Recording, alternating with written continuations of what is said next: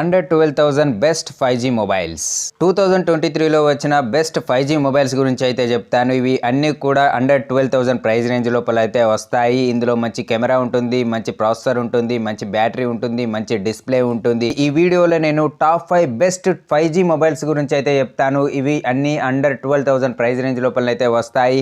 ఇక లేట్ చేయకుండా మన వీడియోలోకి వెళ్తాము.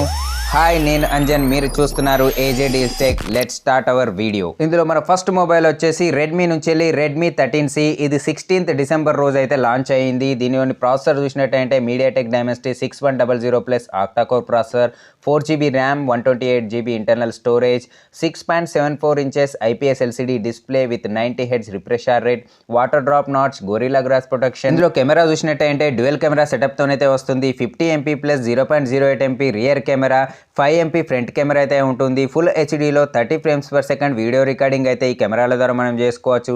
5000 mAh బ్యాటరీ ఉంటుంది. 18 watts ఫాస్ట్ ఛార్జర్తో అయితే ఈ మొబైల్ మనకి ఇస్తున్నారు. దీని యొక్క ప్రైస్ చూసినట్టయితే 11,800 రూపీస్కి అయితే వస్తుంది.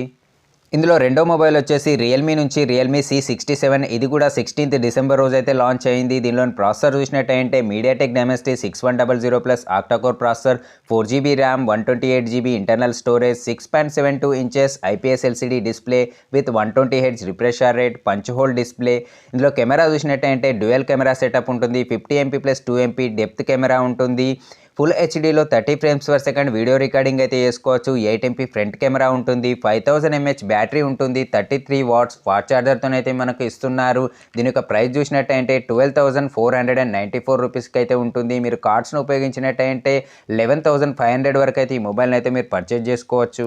ఇందులో మన నెక్స్ట్ మొబైల్ వచ్చేసి వివో నుంచి వివో T2X. ఇది 21st ఏప్రిల్ రోజు అయితే లాంచ్ అయింది. దీనిలోని ప్రాసెసర్ చూసినట్టయితే MediaTek Dimensity 6020 octa core processor, 4GB RAM ఉంటుంది, 128GB ఇంటర్నల్ స్టోరేజ్ ఉంటుంది, 6.58 inches IPS LCD display with 60Hz refresh rate, water drop notch ఉంటుంది. ఇందులో కెమెరా చూసినట్టయితే డ్యూయల్ కెమెరా సెటప్ ఉంటుంది. 50MP plus 2MP rear camera, full హెచ్డీలో 30 frames per second video recording అయితే చేసుకోవచ్చు. 8MP front camera ఉంటుంది.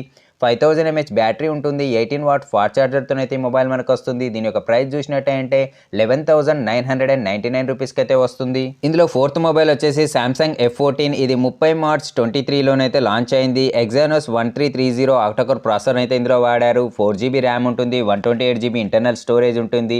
6.6 inches PLS LCD display అయితే ఉంటుంది. 90Hz రిఫ్రెష్ రేట్ ఉంటుంది. Gorilla glass protection, water drop notch అయితే ఉంటుంది. డ్యూయల్ కెమెరా సెటప్ అయితే ఉంటుంది. 50MP plus 2MP rear camera, full హెచ్డీలో 30 frames per second video recording అయితే దీని ద్వారా మనం చేసుకోవచ్చు.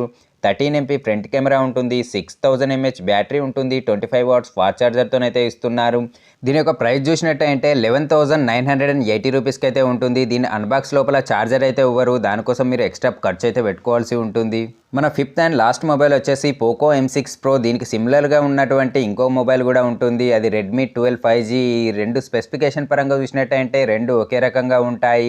స్నాప్డ్రాగన్ 4 Gen 2 ఆక్టాకోర్ ప్రాసెసర్ ఉంటుంది. 4GB ర్యామ్ ఉంటుంది. 64GB ఇంటర్నల్ స్టోరేజ్ ఉంటుంది.